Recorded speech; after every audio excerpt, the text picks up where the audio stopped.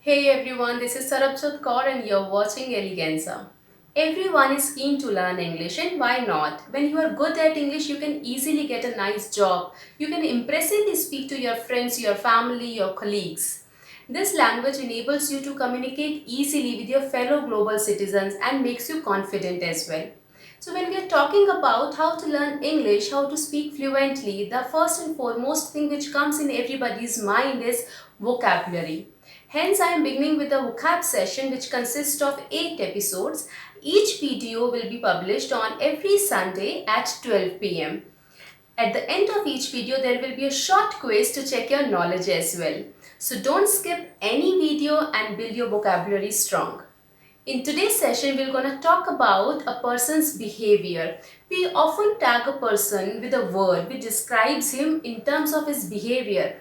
Like he's a kind person, he's faithful, he's thoughtful, he's covert, he's very nice. But these words are very common words and doesn't leave any good impression on others when we use them. So let's learn 10 different words which describes him very nicely and leaves a good impression on others. Each verse will be described with good number of examples. So join me and let's begin.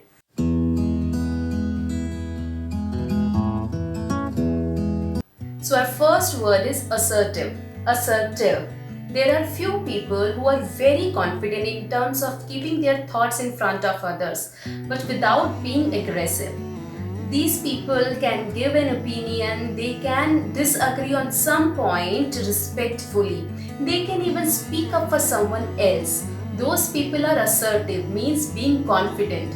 Those people are very confident, their confidence level is very high. So, how can you use this word in different sentences? Let's look at the examples.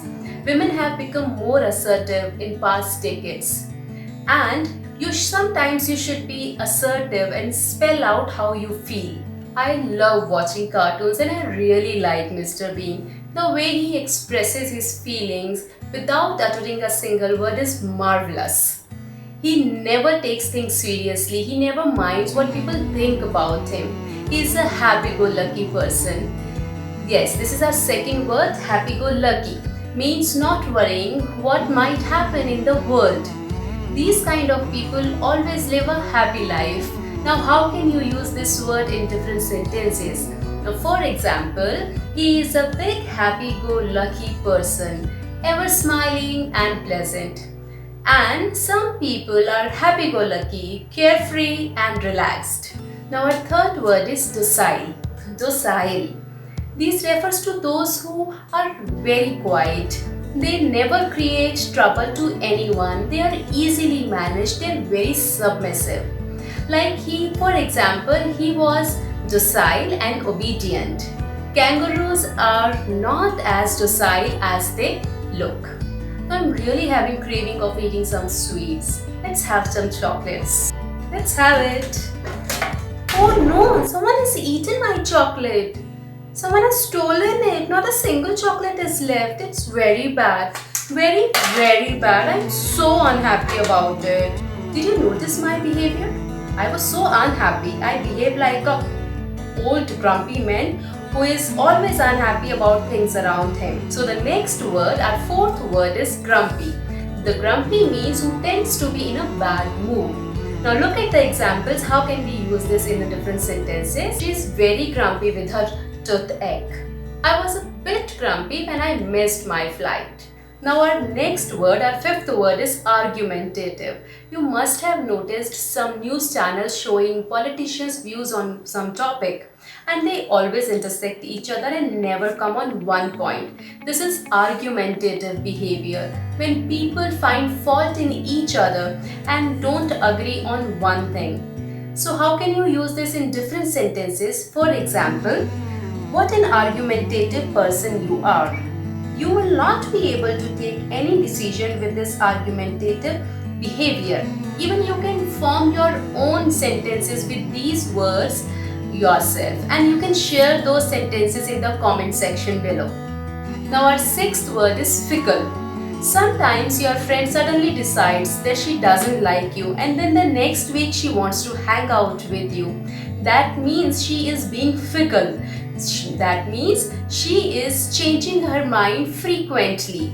So how can you use them in different sentences? For example, her moods are varied and fickle, never lasting too long, and he was fickle. Now our seventh word is slapdash. Slapdash, that means doing work quickly but carelessly. Sometimes we just have to finish our work, we don't think about the result, and we continuously doing work without knowing it what will be the result of it, and we become so careless about it. This attitude is called slapdash. I lost this game just because of my slapdash attitude.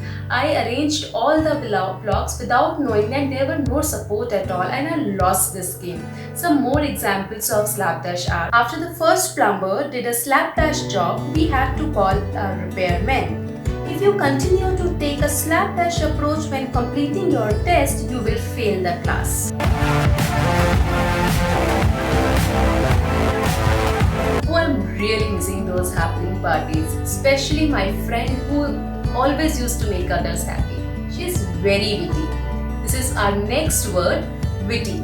Witty means being able to make others happy by what you say. For example, he made a very witty remark, and she is a witty lady and an inspiration to all of us.